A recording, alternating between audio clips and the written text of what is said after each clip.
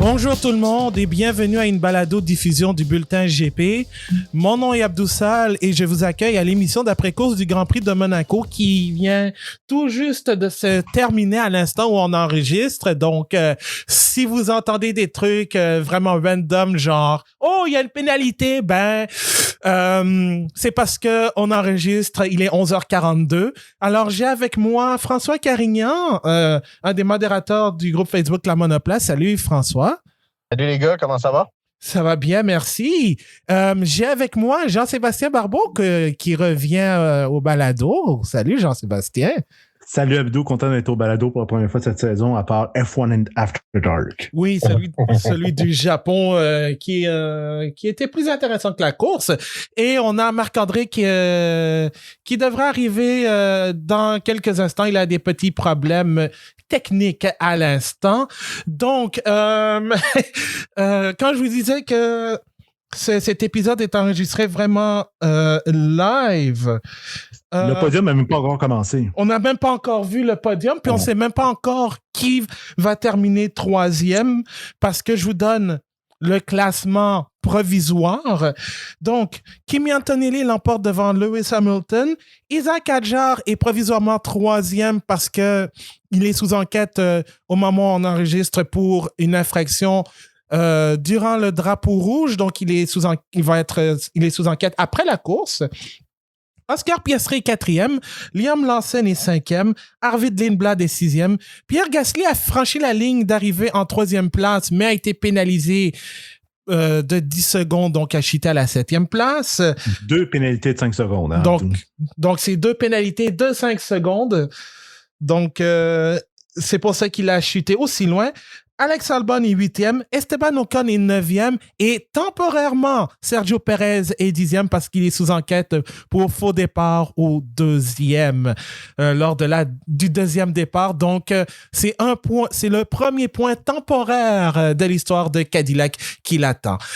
Alors, il ne durera pas. Il ne durera pas, probablement pas. Ouais, ça va dépendre de comment les... Mais généralement, c'est une pénalité, un faux départ. Donc, Kimi Antonelli remporte la... Attends, dans ce cas-là, 11e, c'est Fernando Alonso qui terminerait 10e et qui marquerait le premier point pour Aston Martin de la saison dans ce cas-là. Moi, je vais envoyer un meme à Abdou qui disait qui indiquait essentiellement que l'effet domino et que Lance Stroll, son incident, a amené à une safety car, qui a amené à l'incident de Charles Leclerc, qui a amené à un safety car, qui a amené à un red flag, qui a amené à tout le monde qui fait des conneries, qui amène au point de Fernando Alonso. Fait essentiellement, Lance Stroll a donné un point à Fernando Alonso. Merci. Je pose la question ici dans le débat comme ça, mais soyez pas obligés d'y répondre. Hein. Est-ce que le fils Stroll remonte dans l'estime de son père avec cet accident? Je vais juste poser la question. C'est la façon la plus outrageuse de gagner des points dans l'estime de quelqu'un, mais if it works, why not? Mais non, regarde, je veux dire, à mon avis, c'est la deuxième façon la plus outrageuse de marquer des points après le Crashgate. Encore une fois, je fais juste déposer ça là. Il n'y a pas d'autres commentaires à faire. C'était juste dire ça là, mais n'importe qui aurait pu faire ça. Là. C'était pas une affaire de... Mettez votre chapeau d'aluminium. Et c'est sûr qu'on va entendre d'ici quelques années que j'ai fait exprès pour donner 1 point à mon coéquipier, t'imagines?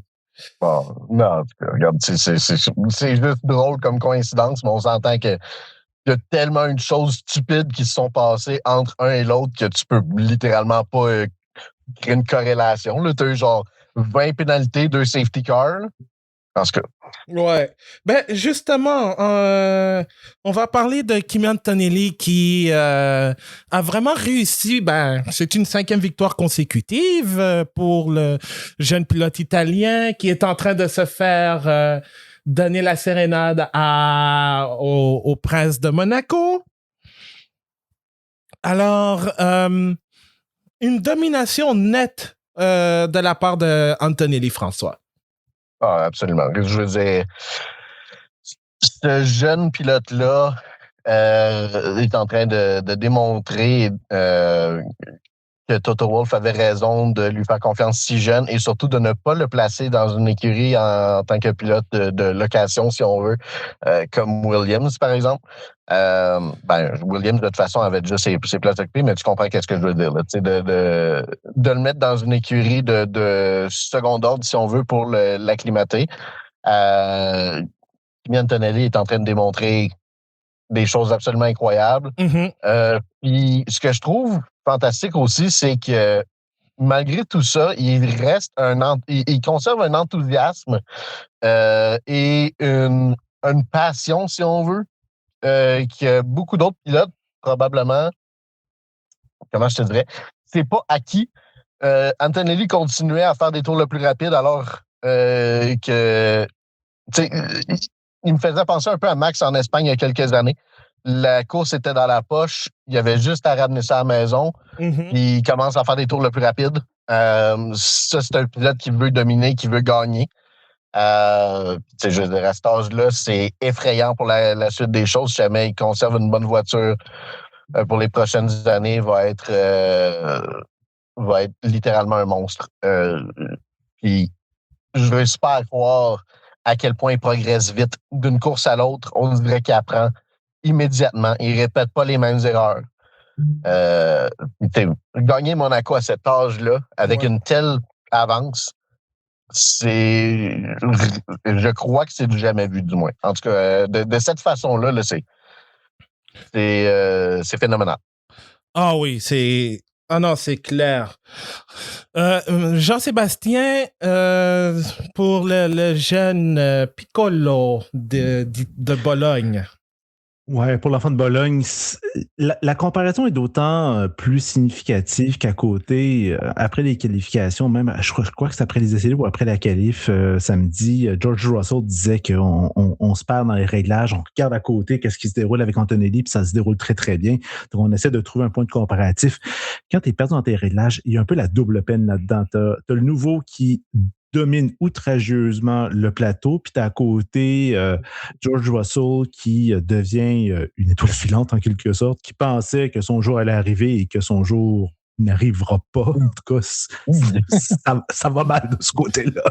À moins qu'Antonelli tombe en mode Piastri de la dernière moitié. C'est ce que j'allais dire. Ipso facto, où est-ce qu'on s'en va, c'est que si Antonelli aussi semble être une étoile filante, comme l'a été l'année passée, Piastri, où est-ce qu'il s'est effondré en quelque sorte en deuxième moitié de saison, là, il y a une possibilité, mais là, l'écart commence à devenir quand même assez significatif. C'est sûr qu'il reste quand même beaucoup plus que la moitié de la saison, mais quand même. Donc, tu as cette dimension-là qui se déroule, cette dynamique-là qui se déroule à l'intérieur de l'équipe après de la domination aujourd'hui. 9 secondes à 25 tours, c'était bien amplement pour faire tout ce qu'il avait envie de faire. Il avait quand même lâché des tours rapides après 4 ou 5 tours. Il y avait déjà 5, 6, 7 secondes d'avance. Aurait pu aller chercher un 20-30 secondes sans difficulté, mais bon, avec le contexte d'aujourd'hui de la Formule 1, tu ne fais plus vraiment ça. Ça ne sert pas vraiment à grand-chose et on l'a vu avec le drapeau rouge qui est arrivé. Et à chaque fois, ça s'est toujours bien passé, même si Hamilton avait des bons départs quand même. Mais là où c'est peut-être un petit peu négligent peut-être de la part d'Antonelli, c'est que oui, il apprend, mais on voit qu'il fait encore quelques fautes. Au deuxième départ, il a laissé peut-être une quinzaine de centimètres où il aurait pu être plus proche de la ligne jaune, alors que Hamilton, lui, l'avait bien engagé. C'est Martin Brundle qui l'avait identifié, puis on a bien vu à la caméra l'espace qui restait. Donc, il y a ces éléments-là où on peut aller chercher, où il y a la fine ligne, c'est ça la beauté des Formule 1 contemporaines, c'est qu'on peut toujours aller chercher ces petits millièmes de seconde, ces petits centimètres-là qu'il faut corriger. C'est ça qui fait la différence au bout du bout. Aujourd'hui, il n'y en a pas nécessairement besoin, mais dans un prochain Grand Prix où il faudra peut-être être plus prévoyant, ces centimètres-là vont être allés chercher, donc ça va le rendre encore plus dangereux, encore plus encore meilleur. Donc, il y a encore une marge, c'est ça qui est beau entre où il se trouve en ce moment puis c'est quoi son potentiel maximum. Et surtout aussi, c'est que Antonelli a été un des seuls meneurs à éviter de se faire pénaliser aussi. Donc, parce que cette course est la raison pour laquelle on a enregistré genre presque 15 minutes plus tard que prévu aussi. C'est parce qu'il y a eu un drapeau rouge. Bon, ça, c'était causé par l'asphalte. Mais entre-temps, il y a eu une série de pénalités pour vitesse excessive. Lance Stroll qui est pénalisé pour track limits. Sergio Perez qui est pénalisé pour cette prix pour Gabriel Bortoleto sur la grille de départ. En plus de son faux départ sur la deuxième relance. Donc, on dirait ce Grand Prix aujourd'hui, là, ça a été complètement de la déconcentration totale pour certains. Je pense que, comme je l'ai dit, tout le monde a semblé perdre son calme à quelque part à un moment donné ou à un autre. Comme je disais avant qu'on commence à enregistrer, je pense pas qu'il y ait une écurie qui n'ait pas ramassé de pénalité ou encore que ces deux pilotes aient fini la course. Mm-hmm. Corrige-moi si je me trompe. Donc, c'était une situation générale où tout le monde semblait désorganisé, des pénalités sur les voitures de sécurité, sous le drapeau rouge là, qui est présentement en révision.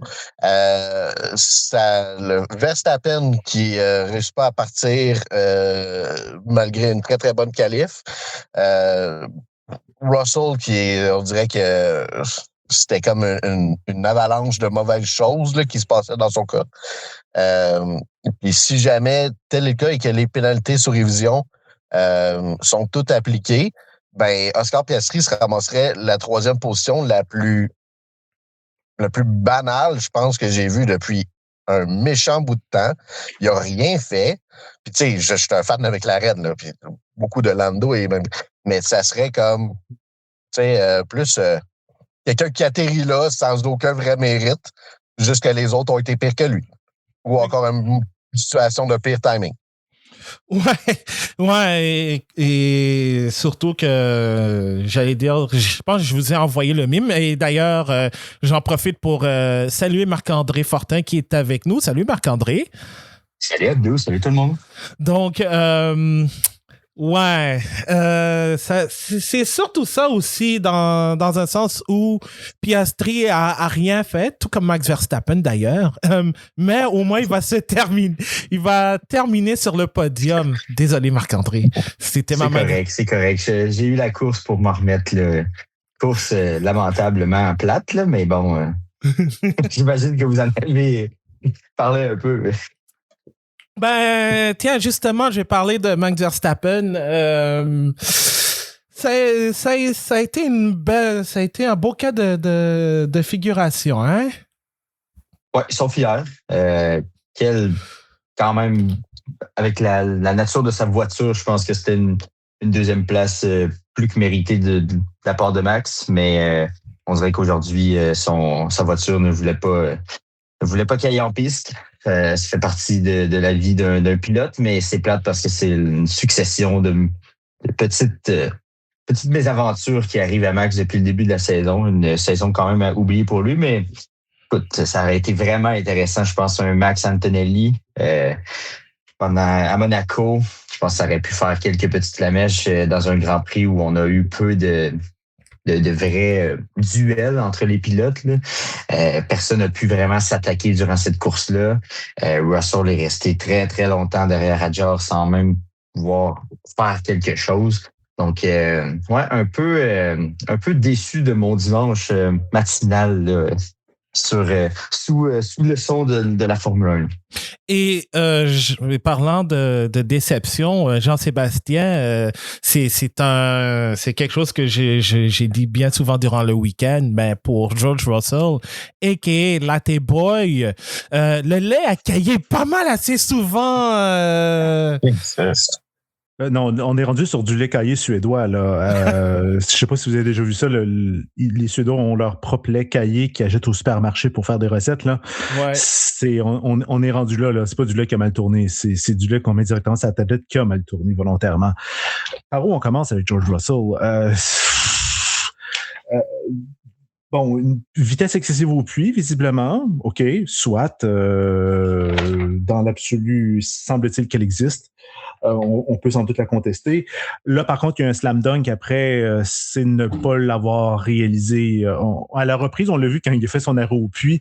Le le jack avant et l'homme au pneu qui visse et dévisse avant gauche travaillent et on voit à droite, les gars sont comme « Hey, il faut pas toucher à la voiture. » Puis là, c'est comme « Bon, ben, s'il y a des gens qui touchent à la voiture, on va y aller aussi. » C'est quand même assez gênant. Après, il s'est peut-être pris une autre pénalité pour un incident qu'on n'a pas tout à fait bien défini ou je m'en rappelle plus très bien parce que comme tu as dit, Abdou, il y a à peu près la moitié du plateau qui a une pénalité. George Russell, finalement, fait sa pénalité 2 tours après la relance quand il en reste 5. Donc, mécaniquement, redescend et finit 14e. Pour Russell, ça a été assez difficile. Il a fait l'undercut par rapport à Antonelli par 5 tours. Donc, ça a été franchement fort difficile. Et pendant ce temps-là, on a François qui nous dit des grands bye-bye. Moi, je vais y aller, les gars. Je vous souhaite une bonne fin de podcast. Mais c'est ça. Ciao, les gars. Merci, François, pour ta présence. Merci. Ciao. Donc là, juste pour finir sur le cas de George Russell, les 2 derniers Grands Prix, c'est la soupe à la grimace dans son cas. Là. C'est 50 points qui sont laissés sur la table. C'est quoi l'écart avec Antonelli maintenant? Là? Je pense que c'est 66, puis il est même plus 66. deuxième. Je pense qu'il est même plus deuxième parce que c'est Lewis Hamilton qui est deuxième au classement général. Surprise! Qui avait prédit que Lewis Hamilton serait deuxième au classement général après le Grand Prix de Monaco? Je suis pas sûr qu'il y avait beaucoup de monde qui l'avait vu de cette façon-là. Donc, pour George Russell, my God, quelle mauvaise journée. George Russell, là, j'ai dit tantôt, il se pensait sans doute le prochain chief in town, le prochain chef du village. Not gonna happen, je pense. Je pense que George Russell, il va pas juste boire son latte avec du lait sûr, mais je pense qu'il va le roter avec je pense qu'il va roter son vieux sûr pendant un méchant moment. Pour pas dire qu'il va ronger son frein pour pas faire une blague de Formule 1 avec un mauvais jeu de mots. Ben, ronger son frein, si tu savais, Jean-François, je pense que Jean-Sébastien, mais si tu savais, je pense que les freins, c'est à oublier ce serait plus Cadillac qui a envie de ne plus parler de freins parce que, Bottas qui abandonne sur le problème de freins, Perez qui a eu les siens aussi lors de la séance d'essai du vendredi, ben, freins, c'est peut-être un mot à éviter pour eux. Mais oui, ça fait mal pour George Russell, Marc-André, de perdre 50 points. Et moi, je me demande aussi, à partir de là, ça va être, mais à partir de maintenant, ça va être compliqué pour Russell de gagner du terrain. Il faut vraiment que ce soit Antonelli qui commence à craquer. Ouais, puis après ça, tu regardes l'attitude d'Antonelli qui, vendredi ou jeudi, peut-être là, lors de la journée des médias, disait moi, j'ai pas à perdre un championnat, je l'ai même pas gagné encore. Je trouve que son attitude à Antonelli est très bon dans ce sens-là. Après ça, écoute, j'avais donné la victoire à Piastri quand même assez facilement l'an passé, puis ça a tout changé. Donc, ça peut aller vite là, en Formule 1, on peut le voir. Là.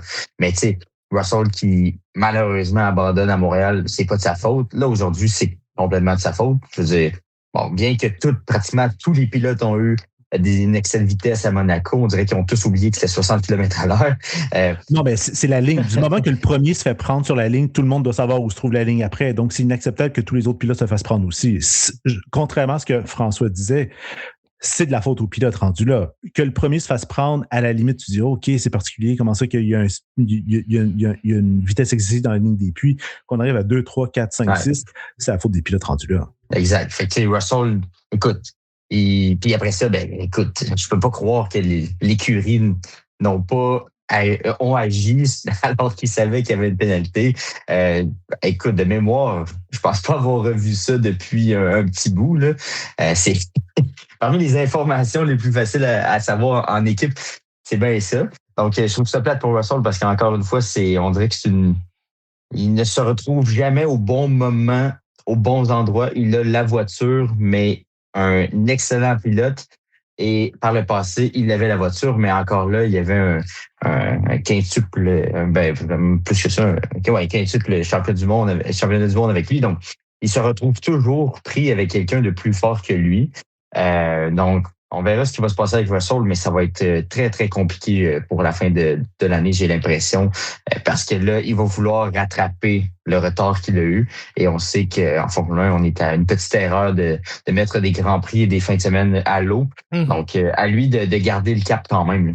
Tiens, je veux parler de Grand Prix à l'eau chez Ferrari. Ça a été une 2e place, mais ça aurait pu être un double podium pour Ferrari. Et ça a été quand même pour Lewis Hamilton une course, je vais dire relativement bien exécutée. Parce que oui, il finit 2e, mais il s'est pris une pénalité de 5 secondes pour vitesse excessive, un des nombreux à être pris là-dedans. Il y a eu une frousse par rapport au fait qu'il ait eu une longueur de 10 voitures pas respectée. Il s'en est sauvé. Donc là-dessus, ça a été un peu une 2e place rock'n'roll. Du côté de Charles Leclerc, c'est un accident à Anthony Noggs qui, il dit que c'est pas de sa faute, que c'est les freins, mais on pense que c'est à cause d'un morceau de bitume qui s'est désagrégé qui aurait causé l'accident. Autant son accident que celui de Lance Stroll et qui a causé le drapeau rouge pour vérifier le tout. Mais quand même, je pense, et si je mens, ça a été un peu rock'n'roll pour Ferrari Jean-Sébastien. Ouais, on va commencer avec Charles Leclerc. Dans son cas, son erreur, Anthony Noggs, visiblement, c'est causé par l'asphalte qui se dégradait. Je suppose qu'un employé municipal va se faire sermonner par le prince de Monaco très prochainement, quand même. Ce bout-là est assez gênant. Parenthèse sur Lance Stroll. Lui, Lance Stroll a dit que c'était vraiment de sa faute qu'il a fini dans le mur et non, il n'a pas mis la faute sur l'asphalte. J'aurais mis la faute sur l'asphalte, même si c'était pas le cas, au moins pour essayer de me sauver la face. Je pense que tu as l'air assez niaiseux comme ça, mais bon, commentaire bien personnel. Sur Hamilton, la stratégie était quand même assez intéressante, c'était plutôt bien fait. Pas totalement dans le rythme, parce que visiblement, la Mercedes était bien supérieure dans le rythme de course qu'en qualification. Hamilton s'est arrêté au 29e, s'est arrêté quand même assez tôt par rapport à Antonelli, qui s'est arrêté 8 tours plus tard. Pu garder quand même un certain rythme. Oui, sa pénalité lui a causé des problèmes, mais finalement, on pensait que ça allait lui causer plus de tort, mais avec l'écart qu'il y avait sur Leclerc, parce qu'il avait un bien meilleur rythme que Leclerc, a pu garder quand même tout au long sa 2e position. Donc, c'est une 2e place qui est quand même, malgré tout ça, où on pensait qu'il y avait des erreurs, finalement non. C'est une solide 2e place pour Ferrari, c'est une solide 2e place pour Lewis Hamilton, confirme qu'il est bien en selle en tant que 2e du championnat, même s'il est à 66 points, tu disais, d'Antonelli, mais quand même, ça fait un pilote qui est constant dans l'absolu, malgré toutes les situations qui peuvent se passer chez Ferrari. Donc, je pense qu'il y a quand même une croissance quand même assez positive malgré tout ça. Donc, il y a quand même, au bout du bout, là, qu'on fait la colonne des plus et des moins, là, c'est assez égal là, quand on regarde les situations qui se déroulent, la contre-performance, mais c'est vrai qu'il y a quand même beaucoup de régularité du côté de Ferrari. Fait que c'est quand même assez compliqué à essayer d'évaluer, à donner une note sur Lewis Hamilton ou sur Charles Leclerc. Donc, mais quand même, je pense que ça va plutôt bien dans l'ensemble. Mais en même temps, c'est parce que tu compares à Mercedes, mais tu compares aux autres aussi, tu sais. Ouais, mais dans un sens aussi, il y avait aussi le fait qu'on a beaucoup dit que Ferrari allait être l'équipe favorite. C'est ça, ils devaient être les favoris. Ouais. Et Hamilton s'est fait avoir par Verstappen et par Antonelli a réussi un tour magnifique en qualification. Moi, je m'attendais à voir Hamilton au moins devant Verstappen en qualif, mais Max Verstappen étant le cyborg qu'on connaît, il a réussi. Charles Leclerc s'est raté sur son dernier tour samedi, il a placé 4e, mais là en course... les 2 Ferrari étaient largués derrière Antonelli. Fait que, dans un sens, il y avait rien à faire pour les Ferrari autre que de tenter un undercut et d'espérer des voitures de sécurité, ce qui n'a finalement rien, il y a eu rien à faire du tout dans le cas de Ferrari. Donc,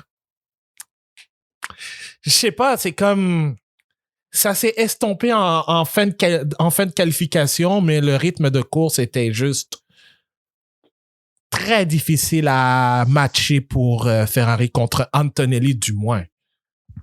Oui. Mais tu sais, Antonelli avait l'air seul sur son... c'est l'un des seuls non plus à pas avoir fait nécessairement d'erreur dans ce week-end, en plus. Donc, c'est difficile, effectivement, de comparer, je pense, actuellement... Bon, je mets largement Mercedes, mais particulièrement Antonelli aux autres dans le circuit actuellement. Mm-hmm. Mais tu sais, je pense que Ferrari ont largué un peu Leclerc. Moi, j'ai pas trop compris pourquoi ils l'ont fait rentrer alors qu'il aurait pu, je pense, terminer la course. J'ai l'impression que Leclerc avait un peu la même compréhension. Ça l'a fait ralentir. Il aurait même pu peut-être être en fait, s'il aurait été devant Hamilton, donc, est-ce qu'on a voulu garder Hamilton devant? Je pense pas. J'ai hâte de voir, de lire un peu qu'est-ce qu'il va se dire de ce côté-là. Mais largement, je pense que Ferrari, parmi les autres, se démarque quand même parce que chez Red Bull, c'est compliqué. Chez McLaren, c'est plus que compliqué aussi. Donc, je me dis que pour une fois, c'est pas à cause de Ferrari s'ils sont deuxièmes. Ouais. Et justement, j'ai envie de parler de Isaac Hadjar parce que Max Verstappen, désolé Marc-André, on peut pas faire grand-chose, mais pour Isaac Hadjar, j'ai l'impression de chanter la même chanson pour Daniel Ricciardo en 2018 quand il avait eu ses problèmes et qu'il a dû résister au Ferrari et à Mercedes pour gagner son Grand Prix à Monaco en 2018, mais il a quand même été hormis la possible infraction qu'il a commise durant lors du drapeau rouge qui est encore sous enquête au moment d'enregistrer, c'est potentiellement un podium dans ce qui était un week-end difficile pour lui. C'est mou. Oui. Ben encore là, on dirait que la Red Bull n'avait pas de rythme. Mais je ne savais pas encore qu'il était encore sous enquête. Je pensais qu'il avait eu le résultat. Fait qu'il est encore sous enquête. Il est encore sous enquête. OK. Ouais. OK, je pensais qu'il avait eu le résultat. Bon, c'est après la course que il est vu avec les commissaires après la course. Pas vu ça. Bon, parfait. Fait qu'on verra. Il y a suffisamment d'affaires que c'est difficile à suivre. On avait plus d'alertes que d'événements là, sur la piste. Là. Fait que je pense que ça, c'est déjà assez incroyable comme course. Mais oui, à George, je pense que malgré tout, encore une fois, c'en est un autre qui, on dirait, a résulté à une sorte de nombre de pénalités qui s'accumulaient un petit peu partout. N'a pas été incroyable, mais il n'a pas été absurdement pourri non plus. Mais on va voir avec sa pénalité. Je pense que ça aurait pu être évité. On va voir qu'est-ce qui va arriver. Mais écoute, un podium pour Hadjar à Monaco, ce serait quand même assez incroyable. Donc, j'espère pour lui qu'effectivement, il pourra ne pas avoir cette pénalité-là. Mais encore là, il profite d'une pénalité de Gasly pour monter sur le podium. Donc, c'est fou à quel point cette course est un peu absurde. Là. Ouais. Et pauvre Pierre Gasly qui il était en colère après lui. Là. On l'a vu frapper sa serviette, puis il était vraiment pas très content. Là. Ouais, ça c'est apparemment, et je sais pas si c'est vrai, mais il semblerait qu'Alpine aurait mis le régulateur de vitesse à 60.1. Pourquoi?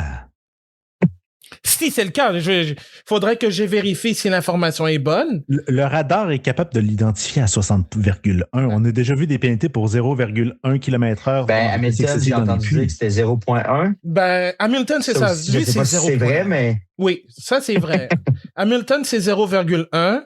Donc, ça... Mais apparemment... Hamilton, c'est 0,1, la pénalité? Ouais. Slam dunk. Je m'excuse, c'est slam dunk pareil. C'est ça. Il y en a qui disent que pour le régulateur était de 59,5 pour Gasly. Oui, pourquoi tu ne mets pas à 59,9 juste pour être sûr? Ouais. Ouais. Tu parles pas de. Ici au Québec, c'est quoi? C'est plus 10, je pense, qu'on a comme. Non, techniquement, non. On aime penser que c'est plus 10. Officiellement, ça ne l'est pas, mais on aime penser que c'est plus 10.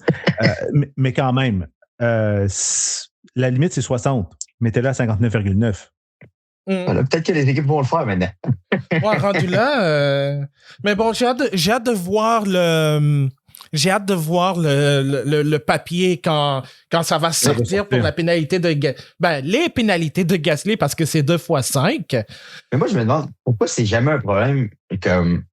Il y en a quelques-uns de temps en temps, mais là, c'est quand même incroyable. Là. Donc, tu es plus sévère que d'habitude ou. Mais parce que je sais que lors des essais libres, il y a eu des pilotes qui ont été pénalisés, qui ont été mis à l'amende pour excès de vitesse. Je pense que ça en était un, si je me souviens bien. Mais en course, c'est la première fois. Je suis peut-être sans mémoire, mais c'est la première fois que je vois autant de pénalités d'excès de vitesse. Moi aussi. OK. Ouais, c'est quel Grand Prix? Pas sur la piste nécessairement, mais imaginez les commissaires, comment ils ont dû travailler pendant la course. Bénévolement en plus. Oui, en plus. Mais j'ai bien hâte de voir. Mais ouais. Sinon, chez Racing Bulls, oui. Ça, c'est un. Lindblad. Arvid Lindblad. Oui. Moi, je vais en parler de l'Arvid Lindblad. Lui, c'est mon pilote du jour. Si on exclut Antonelli, évidemment, là, Lindblad, ce que j'aime, c'est qu'il a été un dirty rascal, comme on dit. Parce que Lindblad a fait 0 arrêt au puits. Et est légitimement 6e et sera classé 6e, à moins qu'il gagne une place en raison d'une pénalité à Hadjar, qui sait, là, peut-être qu'on ne sait pas par combien de temps ça pourrait arriver, mais Lindblad, n'ayant fait aucun arrêt au puits, et termine le Grand Prix sans pénalité parce qu'il a changé ses pneus pendant le drapeau rouge, ce qui lui permet de faire un changement de pneus, ce qui lui permet de pouvoir être légal selon le règlement d'avoir 2 gommes de pneus différents pendant un Grand Prix. Cependant, si le Grand Prix avait terminé sous drapeau rouge au 68e tour, Lindblad aurait été disqualifié parce que le Grand Prix est considéré comme complet après 75% du Grand Prix.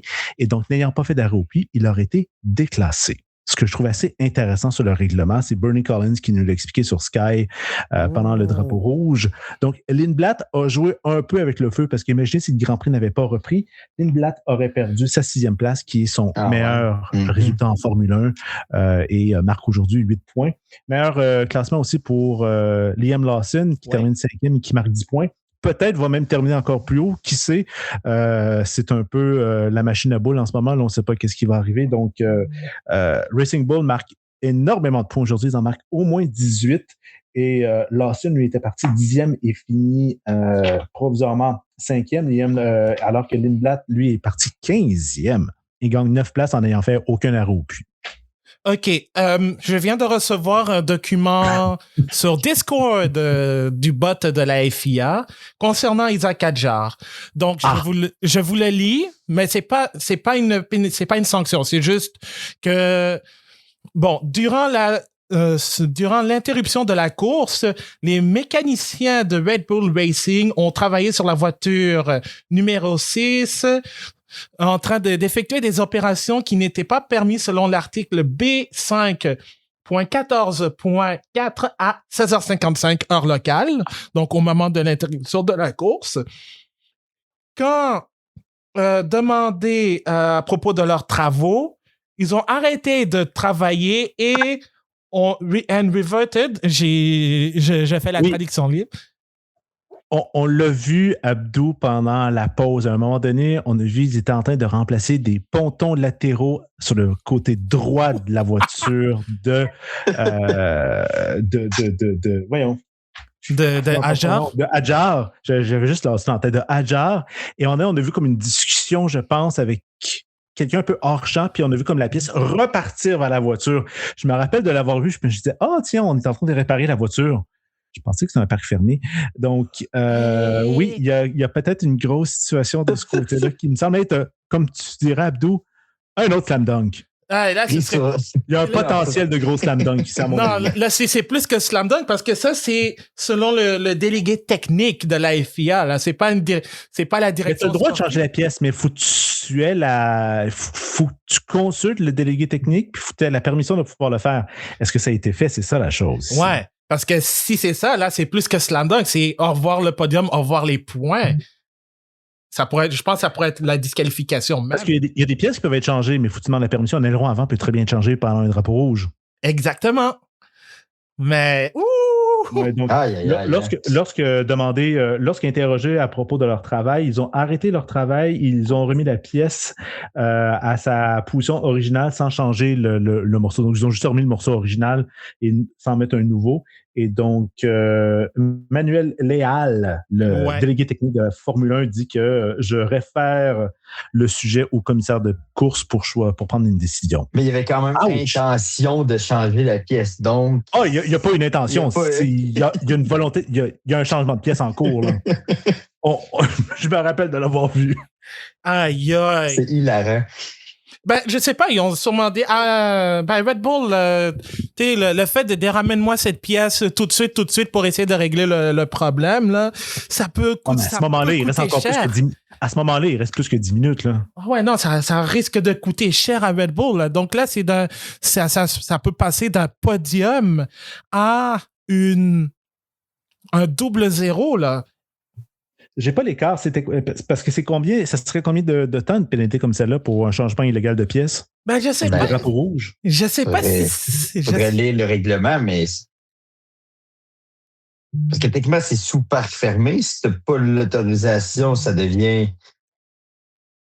Moi, je pense que faudrait vraiment lire, mais d'après moi. Si c'est plus que 16 secondes de pénalité, Hadjar finit à l'extérieur des points. Ah ouais, c'est plus. Mais si c'est 16 secondes pour rester dans les points.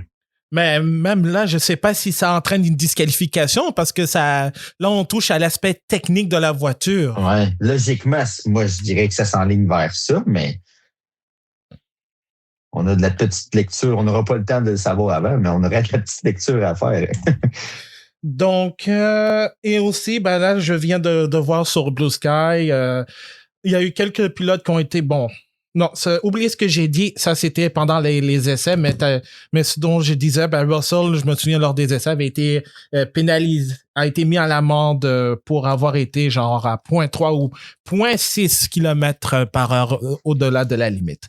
Mais ouais, donc peut-être au moment où cet épisode va sortir, peut-être qu'on aura des nouvelles concernant Isaac Hadjar, mais ça sent pas très bon pour les pilotes français. Sinon, ben Esteban Ocon, on l'a pas beaucoup vu, mais il se ramasse avec 2 points minimum.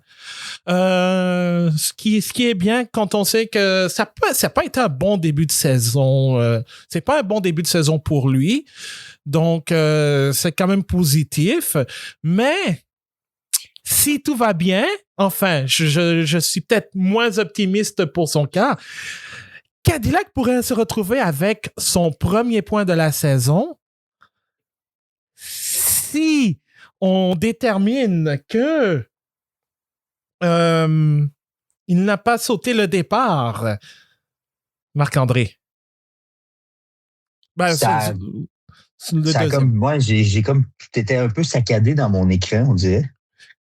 Oui, donc je disais que pour Sergio Pérez, sa 10e place, elle est temporaire. Ça pourrait être son premier point si les commissaires déterminent qu'il n'a pas sauté le départ. Mais ça, c'est très difficile à déterminer. Enfin, t'as le côté Bottas Autriche 2017 ou t'as les autres cas où ils ont été pénalisés pour avoir été un petit peu trop intelligents là-dessus. Ouais, puis encore là, et là, on est encore dans les si Perez obtient sa pénalité, on revient à Alonso qui devient le 10e pilote qui obtient le point. Mais écoute, ce serait bien pour Cadillac d'enfin obtenir un point. Surtout que, comme tu l'as dit, problème de frein pour Bottas, quelques troubles durant la saison depuis pour Cadillac depuis le début de la saison. Donc, s'ils peuvent enfin mettre un premier point sur la bande, ça peut quand même être très bien pour eux. Sergio Perez, lui non plus, je l'ai pas vraiment remarqué durant la course, à moins d'une erreur. J'ai pas perçu exactement ce qu'il a fait. Donc, j'aurais de la misère à analyser exactement sa course, mais écoute, profite de largesse des autres. Donc, Stroll qui ne termine pas la course, Leclerc, Norris, donc profite des largesses des autres pour aller chercher le point. Mais ce serait bien pour Cadillac, mais encore une fois, lui aussi il se fait une pénalité. Donc, on va voir. Ouais. Jean-Sébastien? Ocon qui est sous un peu les feux de la rampe pour son manque de rythme et dont sa place pourrait être mise en danger, un peu comme Bottas actuellement l'est chez Cadillac, fait une très bonne performance aujourd'hui en terminant 9e. 2 points, c'est super pour lui. C'est ce qu'il fallait pour lui au moral pour remonter, surtout du côté opposé avec Behrman. Ça s'est très, très mal passé de son côté. Un week-end assez désastreux en qualification aussi, en course, pas de sa faute. C'est franchement difficile. Donc, qu'il arrive à ramener 2 points pour lui aujourd'hui, franchement, c'est une super performance. Un mot rapide sur Cadillac. Si Perez n'a pas de pénalité, franchement, de marquer 1 point aujourd'hui, c'est une immense satisfaction pour la nouvelle équipe. Entre eux et Aston Martin, je pensais qu'Aston Martin aurait été la première équipe avant les premiers essais. Là, je pensais qu'Aston Martin aurait ramené 1 point avant Cadillac. Je pensais que ça allait être beaucoup plus difficile que ça pour Cadillac. Visiblement, ce n'est pas le cas. C'est une équipe qui s'améliore de semaine en semaine. Oui, c'est difficile. Oui, le kilométrage n'est peut-être pas tout à fait là. Oui, il y a un manque de rythme. Mais dans l'ensemble, ça se déroule quand même plutôt pas si mal, j'ai envie de dire. La courbe de croissance, elle est plutôt là. Le projet est sérieux. Peut-être pas autant que chez Audi qui ont décidé de faire des choix plus peut-être intelligents, mais bon, arrivaient déjà avec un gros background de course automobile puis avec des équipements avec l'équipe de Sauber. Mais du côté de Cadillac, je pense que les choix sont quand même assez intelligents. Je pense que c'est plutôt bien fait. Ils décident d'acheter un moteur, mais décident de construire leur propre châssis pour pouvoir mieux apprendre la manière de faire des moteurs. Et visiblement, comme on fait des moteurs, le risque de changer assez rapidement. Donc, je pense que c'est des choix assez intelligents. Je pense que c'est sérieux. C'est peut-être juste la situation des pilotes du côté peut-être du côté de Cadillac à surveiller, mais quand même pour cette équipe-là et pour Haas, les 2 équipes américaines, il y a une courbe de progression qui est quand même assez positive dans l'ensemble. Là. Je pense qu'il faut le voir comme ça. Ouais, exact. Et puis, en même temps, malgré les feux pour les problèmes de frein ou feu pour voir, juste pour voir, en fait. Ça a été, je pense, dans l'ensemble, un bon week-end pour Cadillac. Perez a vraiment utilisé son expérience des circuits urbains pour placer sa Cadillac, excluant les départs. Ça s'est quand même bien passé. Bottas, lui, a été juste était juste pas chanceux avec les problèmes justement de frein. Mais sinon, ouais, je vois que ça va bien pour Cadillac. Bon, on va espérer pour eux qu'il n'y ait rien là-dessus, mais je retiendrai pas mon souffle tellement.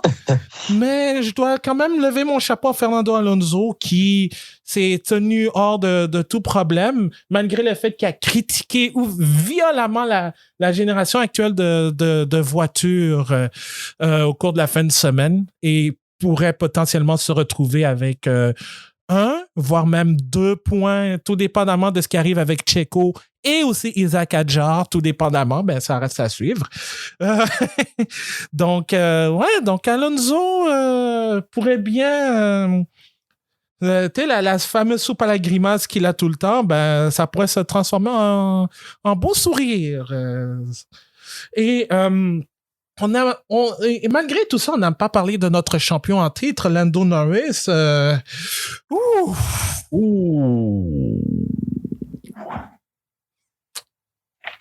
Ouais, hein?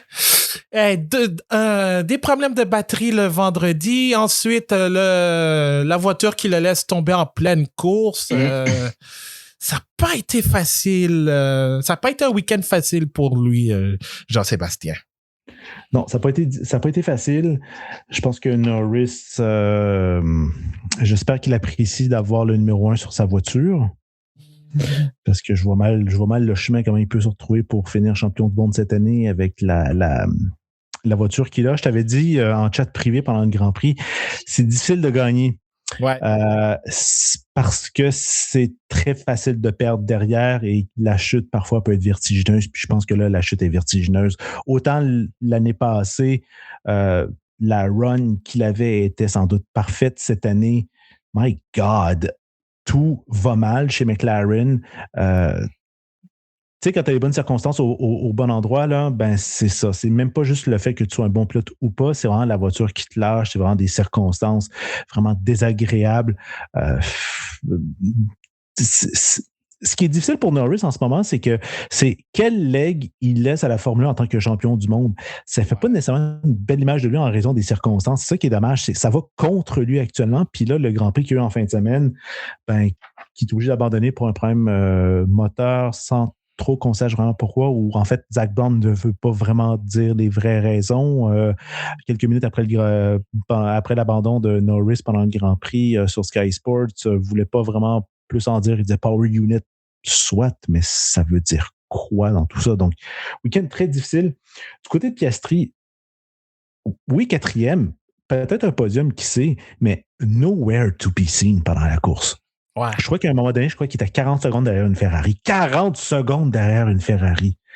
S'il n'y avait pas eu le drapeau rouge, les seules voitures finissant sur le même tour qu'Antonelli, ça aurait été les 2 Ferrari.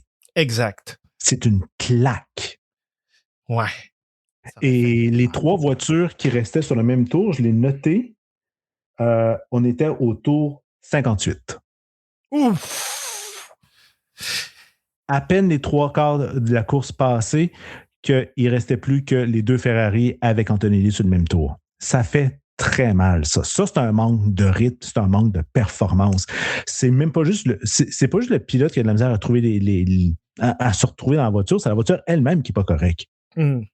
C'est très grave ce qui se déroule chez McLaren cette année. C'est très, très grave. Ah ouais. Puis t'as eu quoi? 2 courses avec au moins un DNS? Oui, c'est pas comme ça que tu veux célébrer ton 1000e Grand Prix en Formule 1. McLaren a fait peu de choses pour célébrer son 1000e Grand Prix. Ils ont fait une livrée, mais sur les médias sociaux, sur l'événement lui-même à Monaco pour célébrer son 1000e Grand Prix, honnêtement, ils ont à peu près rien fait. Parce que techniquement, leur 1000e Grand Prix... C'est dans 2 courses. En fait, c'est la prochaine. C'est la prochaine, parce qu'aujourd'hui, c'était le 999e. Ouais. Mais tu vois quand même... Tu veux essayer de célébrer ton 1000e Grand Prix, mais ça ne l'est pas. Fait je comprends qu'il y a le concept des DNS, là, mais. Ouais. C'est une excuse pour célébrer ça à Monaco. Oui, et ça n'a pas marché. Donc, ils n'ont même pas créé de hype autour de ça. Ils ont juste fait une livrée. Voici notre livrée, comme Ferrari peut avoir une livrée aussi pour Monaco ou à d'autres moments, mais il n'y a rien qui a été fait. Tu sens que le malaise est profond chez l'équipe. C'est pas juste le volet sportif, c'est l'aspect communication tout autour. C'est l'entreprise dans son ensemble. Là, tu sens que c'est lourd comme ambiance. Puis, bien curieux de savoir pourquoi. Ben, je pense qu'ils ont, avant de laisser la parole à Marc-André, 2 trucs. La première, je pense qu'ils ont amené des anciens, les vainqueurs passés, présents. Il y a eu Mika Hakkinen qui a roulé avec la première McLaren aussi. C'est facile de faire ça à Monaco, là. Ouais, c'est très facile. Donc, ils ont fait ça. C'est ça, c'est très facile. Il y a eu Juan Pablo Montoya, c'était évident. Il y avait Lewis Hamilton et, of course, Jenson Button, David Coulthard et tout ça, là. Donc, of course, ils étaient tous là. Mais, et pour sauter aussi, là, je viens d'avoir les fameux documents pour les excès de vitesse.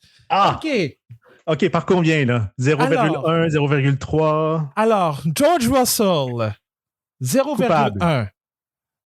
Coupable. 0,1, c'est ça? Ouais. Pierre Gasly, la première coupable. de 2, 0,1. Franco Colapinto, 0,1. Wow! Oscar Piastri, coupable. 0,1. Mais voyons! Pierre Gasly, la deuxième, coupable. 0,4. Il a fait fi! Oh! Ça, c'est grave, votre honneur. Ah, il a fait 0,4. Puis là, bon, là, j'ai les trucs pour Sergio Perez. C'est juste, il est sous enquête. Lance Stroll, sa pénalité, bon, ça, on le savait déjà. Incroyable. Il y a quoi d'autre?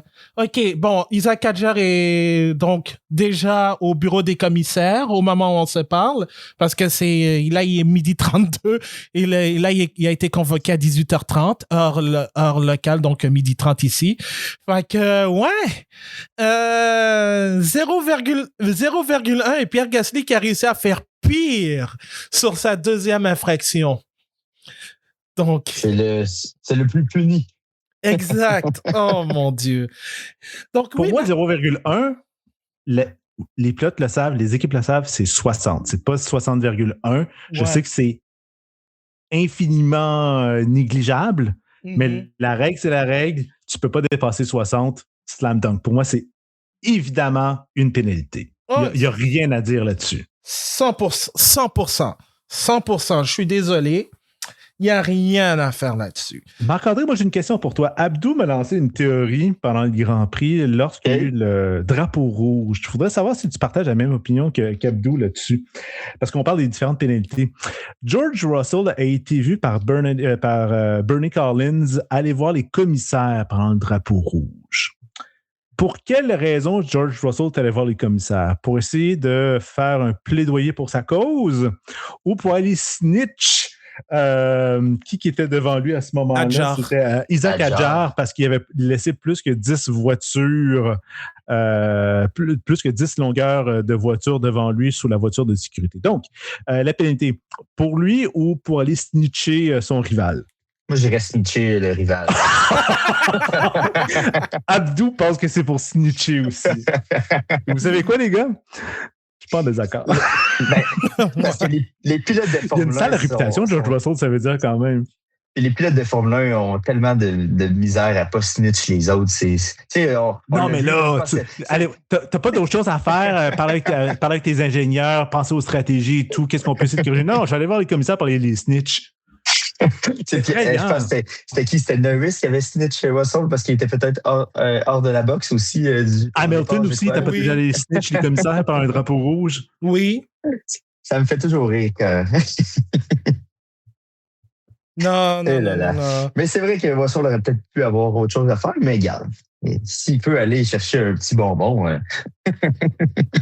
Oui, parce que ça va nécessairement le soulager de sa 14e place aujourd'hui. Hein? Ah ouais, ça... C'est surtout que... 13e. Ouais. Donc là-dessus, George, si c'est le cas, là, j'ai envie d'entendre ses explications justement pourquoi il est allé voir les commissaires. Mais là-dessus, tu peux pas gagner contre les commissaires. Mais moi, j'ai une autre théorie aussi là, sur les pénalités d'excès de vitesse. Là. Depuis que Abdou a été très près de la FIA, il y a eu beaucoup plus de pénalités qui ont été octroyées. Je ne sais pas s'il y a eu...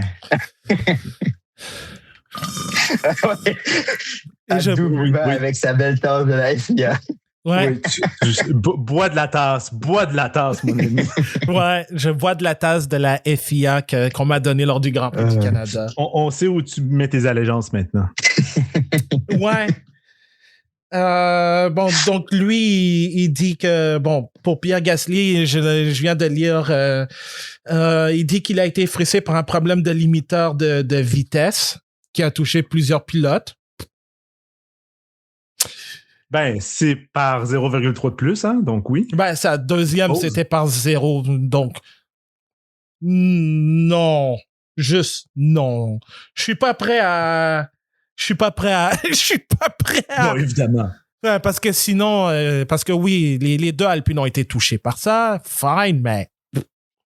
Est-ce qu'on peut additionner les deux pénalités? Donc, techniquement, c'est 0,5. Ouais, c'était 2 x 5. Franck, ouais. I would sit... comme on dit, I would sit down. Donc, ouais. Donc, c'est ça. Je pense qu'on a fait pas mal le tour d'un Grand Prix de Monaco erratique. Je l'ai beaucoup aimé, moi, ce Grand Prix de Monaco dans l'absolu quand même. Ouais, c'était pas si... ça s'est bien passé au final.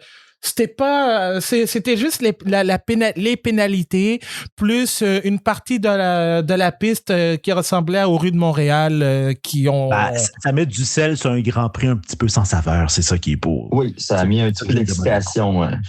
Mais aussi, je pense qu'il faut dire, il y a des gens qui aiment beaucoup les courses avec beaucoup de dépassements. Il y en a d'autres qui aiment les courses stratégiques. Peut-être que dans la sphère de la Formule 1, il y a des gens qui aiment quand les commissaires ont leur rôle à dire. Donc, peut-être qu'il y en a qui ont été contents aujourd'hui aussi. On juge pas les kinks, hein? Oh, wow! Wow! F1 After Dark en matinée. Wow! Wow! Bon. Ça, c'est l'extrait qui rouvre le balado. Et voilà. C'est maintenant rendu 18 ans et plus. Mais juste avant de se quitter, je me suis donné un petit défi. Donc... Oh non, tu vas pas te taper les 24 heures non-stop des 24 heures du Mans? Non. C'est vrai, c'est la semaine prochaine, mais... Parce que c'est en fait la semaine prochaine. Oui, c'est vrai. Non. Parce que c'est plus facile quand tu es dans l'Amérique du Nord. Tu te lèves à 8h30, puis tu commences le Grand Prix. Tu sais, tu te lèves à 9h, puis comme ça, au moins, tu peux faire le 24 heures, alors que si t'es en Europe, comme tu te tapes 36 heures. Ouais, de toute façon... c'est vrai, en plus, ça tombe en plein milieu, en même temps que le Grand Prix de Barcelone. Fait que... Pour une fois, c'est pas contre Montréal. Ah ouais, au moins. Mais non, en fait, c'est que je sais pas si vous avez remarqué, il y a eu quelques phrases qui paraissaient un peu bizarres dans ce que je disais. Non? Non. OK. Non, ça prouve qu'on t'écoute jamais, Badou, ça. Merci, c'est apprécié. En fait, c'est que je me suis donné un défi de plugger des titres de chansons du nouvel album de Marie-Pierre Arthur. Je te déteste. Impossible. Est-ce qu'elle est au courant de tout ça ou... Pas encore. Oh my God, faut que ça attaque quelque part, Abdou, là. Parce que... je pense que c'était la semaine dernière, Madame Marie-Pierre Arthur, qui est mon artiste préféré, a sorti un album. J'imagine que c'était ton moins préféré, tu sais. Et j'ai plugué 10 des 12 titres de ces albums que je vais vous donner. Ouais, 10 des 12 titres que je vais vous donner sans mémoire. Et ton but, c'est de pluguer les 12? J'en ai donné 10 parce que sinon, il y en a 2 qui auraient été tellement random. Je vais vous donner celle que j'ai pluguée, sans mémoire. Pourquoi, à partir de maintenant... Franchement, pourquoi? C'est pas difficile, là. Emmène-moi, chanson pour Dan, hein? Chanson pour Dan. Oh, you cheeky boy. Rien à faire, je mens, si tu savais, et des feux pour voir. Des feux pour voir. Moi, je m'excuse. Pourquoi, là, ça compte pas? C'est un mot. C'est un mot. Mais c'est dans l'album. Non plus, je veux dire. Et il, pourquoi? T'as-tu mis il dans... Parce que j'ai la liste aussi des chansons de l'album. T'as-tu dit il? Je pense que oui. Je m'excuse. Pourquoi il, là? C'est 2 mots assez fréquents à mettre, là. C'est pas difficile. Voyons. T'en as fait 10. Ouais. Et les 2 autres que je n'ai pas mis, mais vous allez comprendre pourquoi. Le vent m'appelle par mon prénom. Non, t'aurais dû le mettre.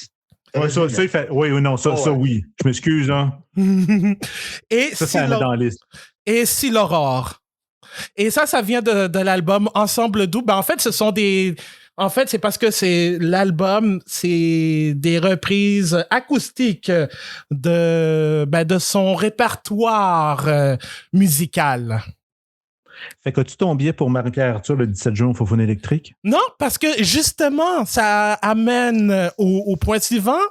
Le prochain après-course du Grand Prix le prochain après-course, celui de Barcelone-Catalunya la semaine prochaine, sera mon dernier parce que je pars en vacances pour 1 mois. Donc, celui qui me remplacera à l'animation sera Marc-André Fortin. Ah ouais?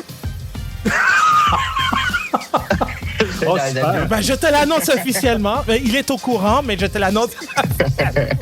Non, il est au courant. Il fait semblant, mais oui. Le prochain épisode. Marc-André, don't piss the boss. Je vous watch. Je vais me trouver un album à mettre. Prends un album Best of DC, là, ça va être beaucoup plus intéressant, je pense, comme choix. Donc. Oh là là. Donc, non, je serai. George Russell a vécu son autoroute pour l'enfer. Ouh. Highway to Hell, tu vois. Ouh. Ouais, c'était. Eh oui, je l'ai encore fait. Donc. Bravo, Abdou. Shout-out à Marie-Pierre Arthur, ça nous écoute, hein? Ouais, shout-out. De toute façon, le 17 juin, je serai pas là, donc ça risque d'attendre peut-être en 2027, quand elle sera à Montréal. Là. Donc, c'est ce qui complète cet épisode d'après-course du Grand Prix de Monaco. Erratique, autant dans ce podcast que la course en tant que telle. On est disponible sur Spotify, Apple Podcast, YouTube, partout le bulletin GP est disponible. On est aussi sur Facebook, Blue Sky et le groupe Facebook La Monoplace où vous pouvez discuter. Évidemment, on va vous mettre à jour quand on aura le verdict concernant les pénalités à Isaac Hadjar et à Sergio Perez. Mais en attendant, on va continuer la discussion sur les réseaux sociaux. Et nous, on se retrouve la fin de semaine prochaine pour l'après-course du Grand Prix de Barcelone-Catalunya. Et ensuite, ce sera Marc-André qui prendra la relève. Alors, Jean-Sébastien Barbeau, Marc-André Fortin, merci beaucoup d'avoir été là et de m'avoir enduré. Merci, Abdou. Salut, Abdou. C'est toujours un plaisir. Donc, mon nom est Abdou Sall et je remercie aussi François Carignan d'avoir été présent dans les premières minutes du balado. Donc, mon nom est Abdou Sall, on continue toujours de rouler et je vais aller tisser ma toile. Salut tout le monde! Bye.